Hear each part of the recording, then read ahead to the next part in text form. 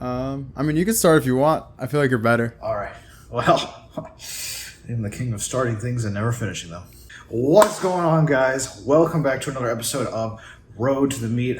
We are, of course, joined ever presently by Dom on these kinds of episodes. Dom, how many weeks out are we at this current time? We are 11 weeks out. 11 weeks out, ladies and gentlemen. And like I said last week, we were 12 weeks out. Shit is getting real. Shit has continued to got real. That's not even proper grammar. But we got a couple of updates, starting with Dom again. He is going to talk a little bit about his shoulder. So Dom, why don't you inform us anything that is developed on your shoulder?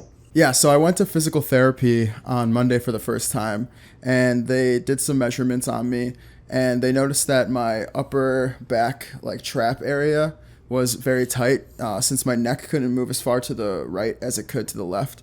So he gave me some neck stretches for that. He also gave me some chest stretches to do and some external rotations to strengthen my shoulder.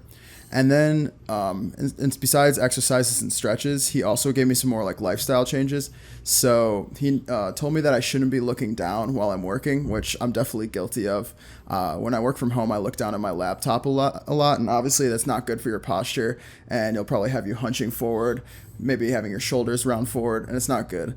As well as he has me changing up how I sleep, which I feel like is going to be tough. I sleep on my stomach, hugging a pillow, and he wants me to sleep more on my side so my spine is aligned.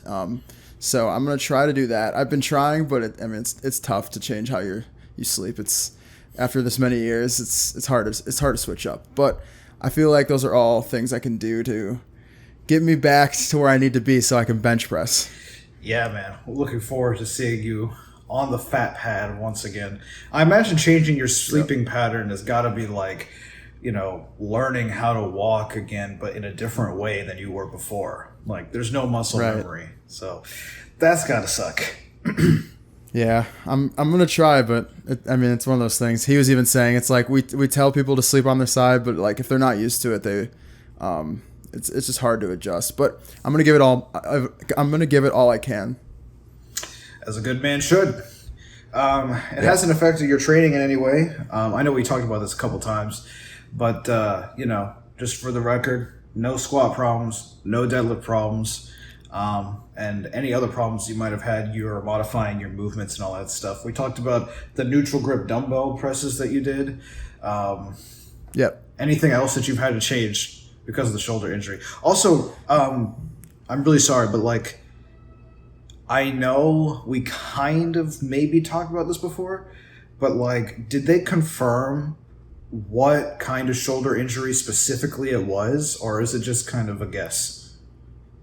They haven't really confirmed it. The physical therapist also said, based on what my doctor said, that it could be, tendonitis. He was saying there might just be some impingement in my shoulder. So, he didn't give a specific injury that I have. He said we should be able to work through it, though, and get it back to normal in 6 to 8 weeks, he said. So I feel like it's not super serious if he had that outlook on it, so I'm happy. The road to the return of the bench. That is what this series is turning out to be. And the bench is my favorite lift, so I'm excited to actually be able to push it. But yeah, my squat and deadlift have been moving. I was telling you, I hit a deadlift PR this week. I did sumo for 385 pounds for 4 reps. Crazy. And honestly, it was supposed to be an RPE 8, and it felt more like a 5 or a 6. Sheesh. And I'm pretty happy about it. I think my deadlift's gonna be huge. My sumo's feeling great, so I might actually do sumo for the meet. I was kind of leaning towards last episode. I probably mentioned it, but I was kind of leaning towards conventional, and now I'm I don't know, sumo felt so good. So, next week is the last week I have of doing both. And after that, I'm going to pick one and just stick with that till the meet so I can, specify or, get better at one in particular. It's the trouble with being so good. Don't know which variation to do. I'm just so great at both of them. Motherfucker. Nah. But how's your training going? Oh, man. Well, so as you guys may or may not know, I am back at university, and this is a thing that I've not alone in experiencing, but because of COVID and, being removed from, the university campuses for so long. In fact, me specifically, I haven't actually lived on a campus since 2016. So it's been like 5 years, over 5 years, actually, just a little bit. The thing that like really surprised me was that there are so many people, like just like an astronomical amount of people. Like maybe it's because my references are all fucked because of lockdowns and all that shit, but it's like I feel like I've never seen so many people in my life, like let alone in one place. So that is to say that the gym has been stupid crowded. On the gym floor itself, there might be like over 100 people. There are 10 racks in this gym. 10 racks. There's 2 on one side, 2 on this side, and then in the middle there's like a row of 6. All right? All of them are taken at almost all times. And when somebody leaves, there's always a person that goes in. 10 racks. I thought I was like, I was complaining at my home gym because I was like, man, there's only 3 racks. If there was just an extra rack here, like there'd be so much better. It's like, no, we had 3 times the racks here and it's still waiting on a fucking rack, and there's 4 flat benches. All of them are always taken as well. It's not prevented me from like working. It has kind of prevented me from recording because there's a lot of people, and not only is there like a self-conscious element because I'm a guy with a camera in a gym, but also it's like etiquette. Like it's kind of rude to film yourself when there's so many people. You're getting all these bystanders like on camera, and it's like they might not want to be filmed. So it's a tough situation for sure. I'm trying to figure out a new gym schedule. Like I'm thinking if I can get up early enough, maybe I can get to the gym soon after it opens and there won't be that many people there, and then I can film. Obviously, the other alternative is to come in stupid late, but then I'm like, because I take pre-workout, and I'm like, I don't want to take caffeine before. Like, I'm taking caffeine at 9 in the evening to train by, and the gym closes at 11. Like, that's a problem. So I was thinking maybe if I get there early. But anyway, aside from all that, the training hasn't really been affected. Like, I'm still going in and getting the work done, obviously. There are certain lifts that I hit that I wasn't unfortunately able to film. Like, I hit 275 on the squat for 7 at like an RPE 7, I think. And then I also did deadlifts that I didn't record. And like, I'm having kind of the complete opposite experience of Dom, where I pulled 355 for like a top triple, and it felt trash and it moved trash. I'm talking, this was supposed to be for a 7 and it felt like an 8.5, a 9. It was so bad. But also, I also told you this, Dom, I think it's partly because I was pulling on the hexagonal plates. And I'm not trying to make excuses here, but like when you pull on hexagonal plates, especially if you like land them and they kind of roll, it can throw you out of position really, really easily. I couldn't even imagine deadlifting with like hexagonal plates anymore. Yeah. I guess I can't really say that everything's going super smoothly. I tried to do Larson presses this week.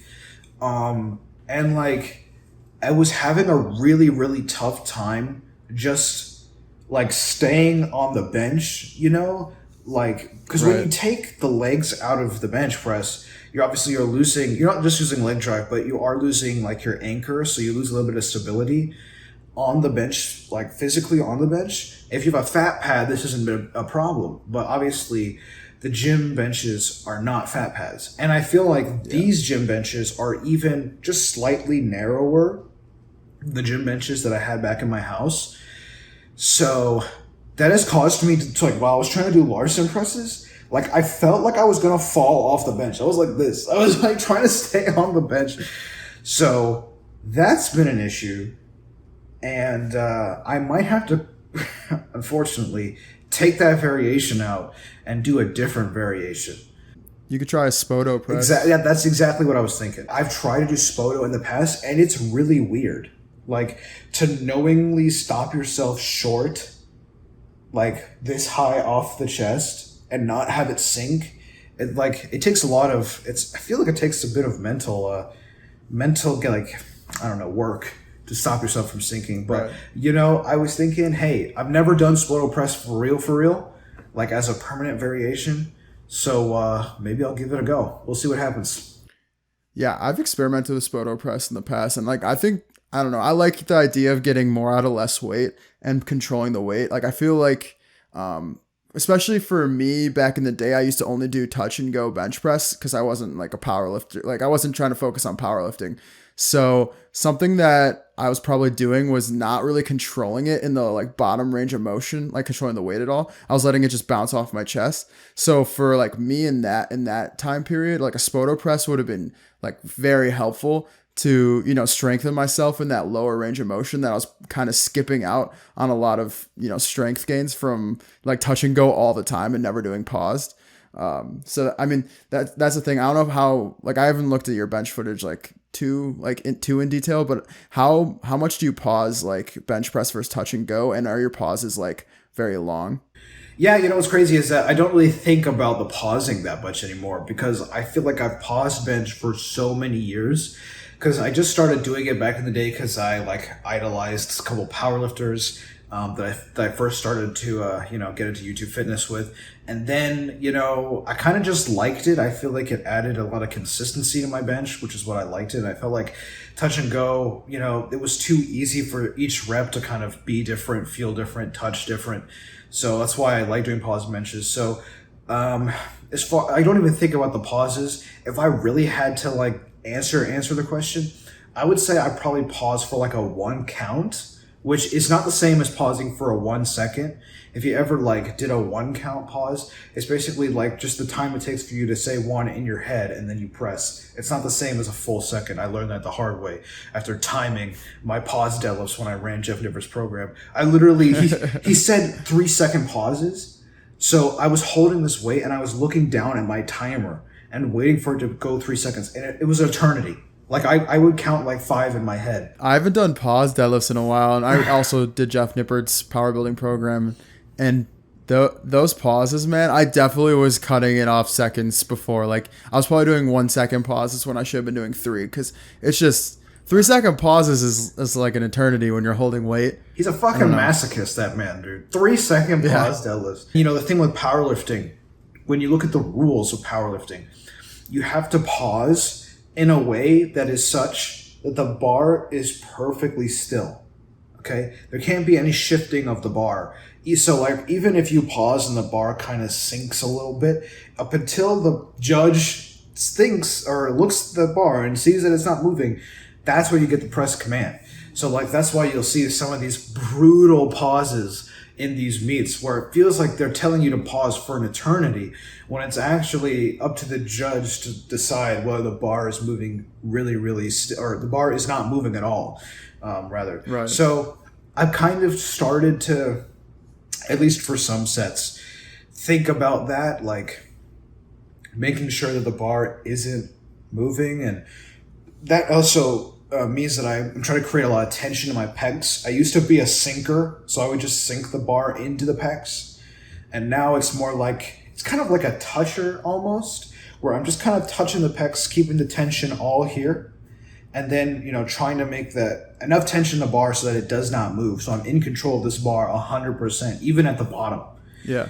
I actually don't know how much different my touch and go max would be to my pause max for that reason. I was much stronger touch and go versus pause, but I've only been pause benching, less than a year, I feel. So I'm not as like, I don't know, used to it. I haven't gotten a great like training block in since this whole year. I've been dealing with shoulder issues. So I'm like, I feel like I can get just as strong pause as I was ever touch and go if I can just consistently be able to train bench with no problems. But that's easier said than done, Unfortunately for you. Yeah. Yep. But hey, that's good. There are people who say that you can get as much as 30 pounds out of just touch and go instead of pausing, which, I don't know how much stock I put into that. But hey, I would say that if you can pause bench your touch and go max, like that means you made gains in my view. So yeah, that's my goal is to get like I never was able to hit 265 touch and go. That was always where I was stagnant on. So my goal, I don't know when, just sometime in the future, is to be able to hit 265 paws clean. That would mean a lot, like emotionally for myself, because I feel like I've just been through the ringer with bench press the last like 2 years. So, and it's the lift I care like the most about, and it's the one that I just can't seem to make any progress on. So, it kind of sucks, but it is what it is. It's coming, man. It's coming. I tell you what, you get this shoulder fixed, it's just all gains from there, man. I believe. Yeah, yeah.